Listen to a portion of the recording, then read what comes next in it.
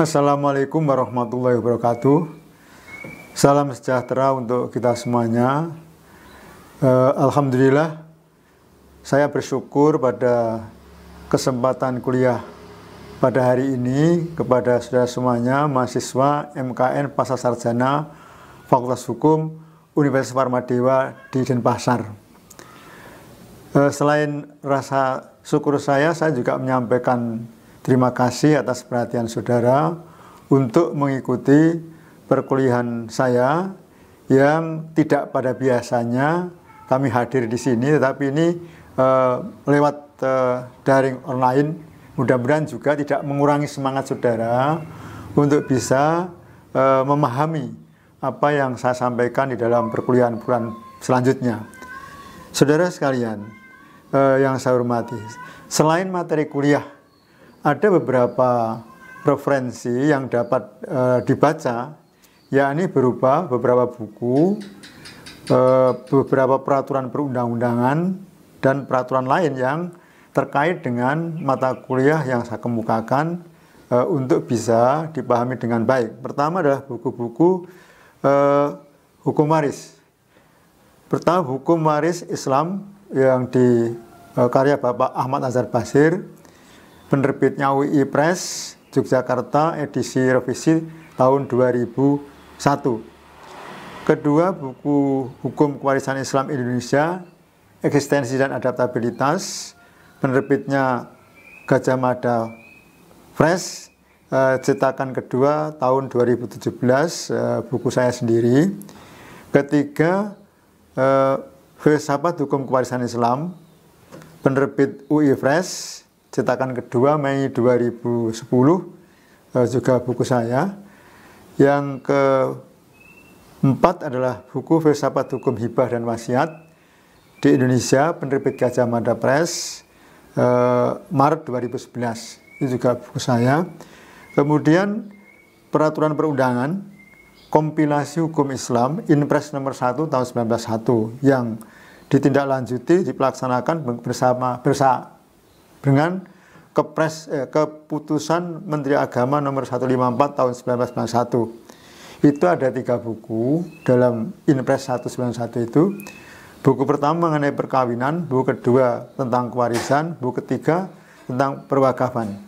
Yang saya garis bawahi untuk bisa diperhatikan dibaca adalah buku kedua tentang kewarisan dan buku ketiga tentang perwakafan. Kemudian ada beberapa undang-undang. Pertama, undang-undang perkawinan, undang-undang nomor 1 tahun 1974 tentang perkawinan. Dalam undang-undang tersebut khususnya yang berhubungan dengan harta di dalam perkawinan. Kemudian ada undang-undang nomor 7 tahun 1989, Yungto undang-undang nomor 3 tahun 2006 tentang peradilan agama. Nah, di situ yang penting adalah pasal 49 dan 49 huruf I Undang-Undang 326 yang mengatur mengenai kompetensi pengadilan agama terkait dengan masalah kewarisan, hibah, wasiat, dan lainnya. Kemudian masih ada undang-undang yang perlu saudara juga tengok, yakni Undang-Undang Jabatan Notaris. Undang-Undang nomor 30 tahun 2004 ya, tentang jabatan notaris, khususnya di dalam bab 3 ya. Bab 3 itu mengatur mengenai pertama adalah kewenangan notaris pasal 15, kewajiban notaris pasal 16, dan larangan notaris pasal 17. Saudara sekalian, undang-undang tersebut sudah diperbarui dengan Undang-Undang nomor 2 tahun 2014, Undang-Undang Jabatan Notaris yang baru ya.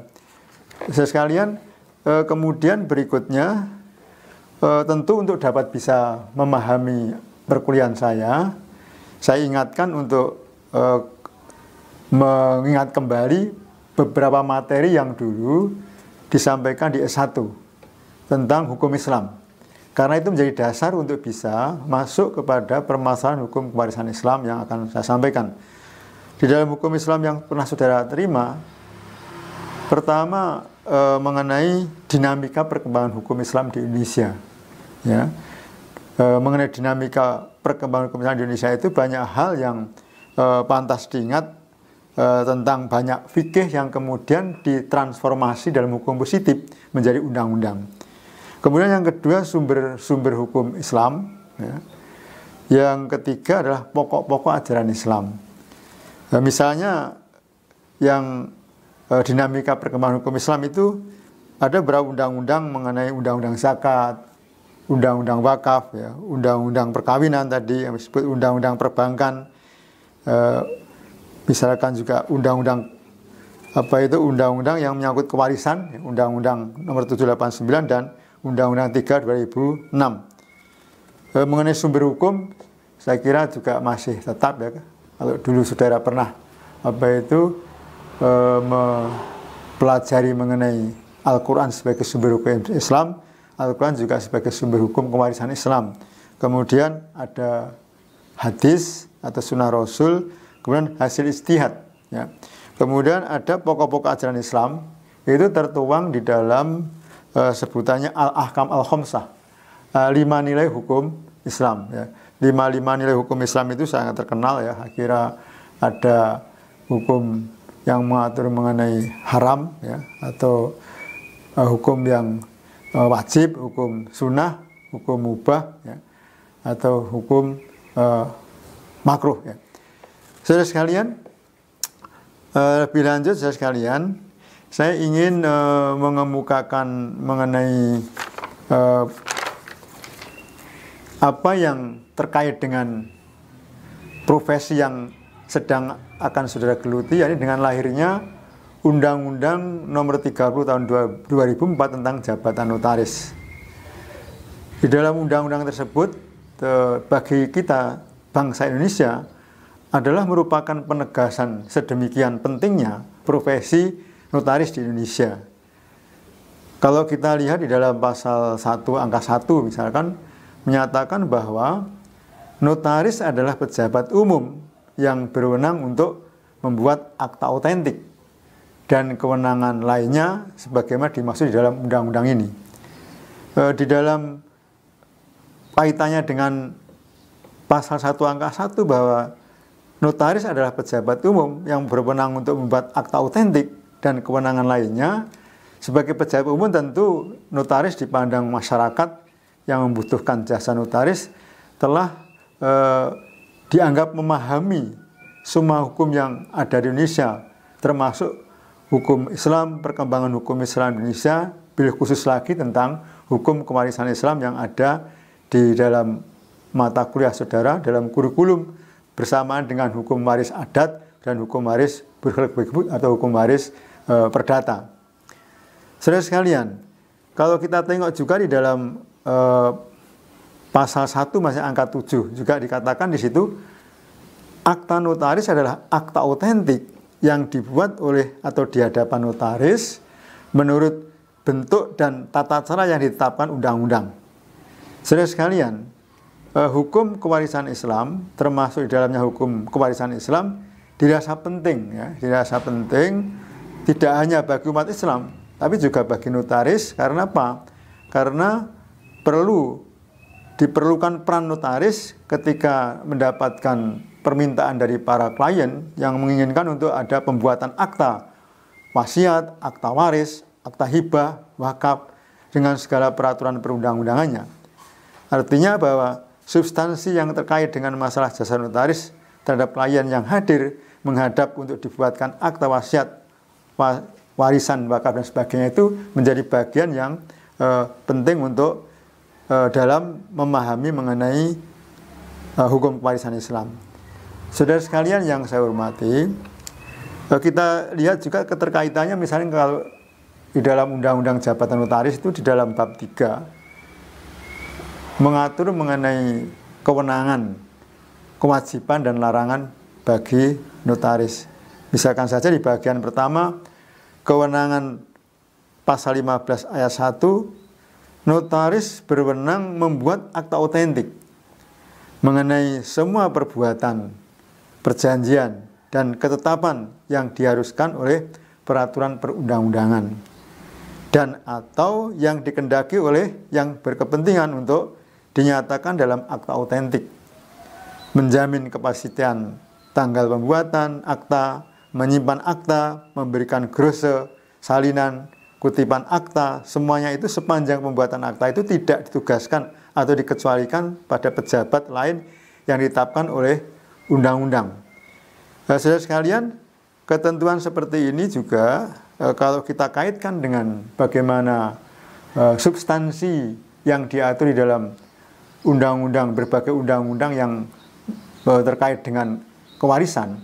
Saudara sekalian, kewarisan kalau dalam konteks undang-undang kita bisa nengok bahwa Undang-Undang Nomor 7 Tahun 1989 tentang Peradilan Agama, ya tadi kami sebutkan, karena di situ tidak saja hakim di pengadilan agama yang kemudian punya kompetensi untuk dia membuat surat keterangan waris atau memberikan keputusan penetapan waris, tapi juga notaris sebenarnya juga mempunyai kompetensi juga dalam kaitannya dengan tugas-tugas sebagai pejabat umum untuk melayani klien yang membutuhkan untuk itu. Saudara sekalian, dengan penegasan bahwa notaris adalah berwenang buat akta autentik dan tugas-tugas yang demikian banyak ini, tentu harapannya adalah notaris punya peran yang cukup baik, khususnya memberikan pelayanan pada klien yang mereka beragama Islam yang membutuhkan pelayanan daripada notaris untuk akte notarial berkaitan dengan masalah-masalah yang ada di dalam hukum Islam, khususnya hukum kewarisan Islam, wasiat, hibah, dan sebagainya. Saudara sekalian, kalau kita lihat kembali misalkan di dalam ketentuan pasal yang ada dalam Undang-Undang Jabatan Notaris pasal 15 ayat 2-nya ini juga menegaskan bahwa notaris berwenang mengesahkan tanda tangan, menetapkan kepastian tanggal surat di bawah tangan, mendaftar dalam buku khusus untuk itu. Di huruf F-nya itu membuat akta yang berkaitan dengan pertanahan. Saudara sekalian, di dalam Undang-Undang Nomor 789 tentang Peradilan Agama, di itu juga diatur mengenai bagaimana notaris bisa diberikan peran untuk membuat akta yang berkaitan dengan perwakafan. Walaupun perwakafan itu di dalam ketentuan mengenai wakaf bahwa kepala KUA sebagai pejabat pembuat akta ikrar wakaf. Tetapi dalam ketentuan yang lain notaris dapat juga ikut serta memberikan penegakan hukumnya, karena notaris adalah PPAT. Dalam praktek seperti itu akan sangat menguntungkan bagi notaris dan bagi masyarakat untuk bagaimana praktek bahwa misalkan beberapa tanah wakaf karena tidak terselesaikan akibat PPAIW sebagai KUA tidak begitu banyak bisa mengantarkan sampai tuntasnya urusan mengenai wakaf. Selain itu, saudara sekalian, di dalam ayat 3-nya juga selain ayat 1 dan ayat 2, notaris mempunyai kewenangan yang diatur dalam peraturan perundang-undangan yang lain. Jadi demikian luasnya saya percaya bahwa notaris punya peran yang penting dalam penegakan hukum di negara kita. Nah, oleh karena itu, kalau kita lihat di bagian kedua tentang kewajiban notaris, ya, dalam pasal 16-nya, dalam menjalankan kewajiban jabatannya, notaris berkewajiban bertindak jujur, seksama, mandiri, tidak berpihak, dan menjaga kepentingan pihak yang terkait dalam perbuatan hukum. Kemudian huruf B-nya, dalam menjalankan jabatannya juga notaris membuat akta dalam bentuk minuta, dalam minuta akta, dan menyimpan sebagai bagian dari protokol notaris. Saudara sekalian, kalau kita kaitkan dengan apa yang saya sampaikan nanti lebih lanjut mengenai substansi daripada hukum kewarisan Islam yang tentu bersumber kepada Al-Quran sebagai wahyu bagi umat Islam, kemudian bersumber juga kepada sunnah Rasul dan bersumber hasil ijtihad, maka sangat penting artinya bahwa apa yang seharusnya dipahami dan dilaksanakan oleh notaris atau di dalam praktek tidak hanya mengedepankan mengenai kepahaman tentang substansi materinya, tapi juga diharapkan menjaga moralitasnya. Maka di dalam pasal 16 tadi disebutkan bahwa dalam menjalankan jabatannya notaris berkewajiban bertindak jujur, ya, seksama, mandiri, tidak berpihak dan menjaga kepentingan pihak yang terkait di dalam perbuatan hukumnya. Kemudian juga di dalam ketentuan tersebut, di dalam undang-undang yang memperbarui Undang-Undang 3 2004, Undang-Undang 2 2014 itu ditambahkan pasal 16A di situ ya. Di antara pasal 16 dan pasal 17 disisipkan satu pasal 16A yang pasal 16 ayat 1 ini menekankan mengenai calon notaris yang sedang melakukan magang wajib melaksanakan ketentuan sebagaimana dimaksud di dalam pasal 16 ayat 1. Artinya perubahan terhadap Undang-Undang 3 2004 dengan Undang-Undang 2 2014 memperluas pengertian bahwa mereka calon notaris yang sedang magang saja harus melaksanakan pasal 16 ayat 1, yakni harus bertindak jujur, ya, seksama, mandiri, tidak berpihak dan menjaga kepentingan pihak terkait di dalam perbuatan hukum. Saudara sekalian, saya kemukakan pasal di dalam Undang-Undang Jabatan Notaris tadi, pasal 1, pasal 15, 16 Undang-Undang Jabatan Notaris. Saya bermaksud mengingatkan arti penting sebagai calon notaris dan kelak ketika selesai menjadi notaris, insya Allah menjadi notaris yang berhasil, sukses di dalam melaksanakan tugas-tugas sebagai pejabat umum karena berusaha untuk menjaga akhlak atau moralitas yang baik, sementara profesionalitas sebagai notaris juga akan bisa dilaksanakan dengan lebih baik ketika mengedepankan mengenai sebagai pejabat umum bertindak jujur, seksama, mandiri, dan tidak berpihak dalam menjaga kepentingan pihak terkait dalam perbuatan hukumnya. Baiklah saudara, saya lanjutkan dengan bagaimana kedudukan hukum waris Islam di dalam hukum Islam. Sangat penting kiranya hukum waris Islam itu dalam hukum Islam, pertama karena Al-Quran sebagai sumber hukum waris Islam mengatur hukum kewarisan dengan jelas dan terperinci. Yang kedua, masalah waris pasti dialami oleh setiap orang. Dan yang ketiga, hukum waris menyangkut harta benda yang mudah menimbulkan sengketa di antara ahli waris. Saudara, bila terjadi kematian seseorang timbul pertanyaan, ya, bagaimana harta peninggalannya harus diperlakukan. Kepada siapa saja harta itu dipindahkan dan bagaimana caranya. Sedemikian penting hukum waris di dalam Islam dapat diketahui dari beberapa hadis yang mengajarkan untuk mempelajari dan mengajarkan hukum kewarisan Islam, yakni hadis Nabi riwayat Ibnu Majah dan Ad-Daraqutni yang mengajarkan pelajarilah faraid atau hukum waris Islam karena dan ajarkanlah kepada orang banyak karena faraid separuh daripada ilmu dan mudah dilupakan orang dan ilmu yang pertama kali hilang dari umatku.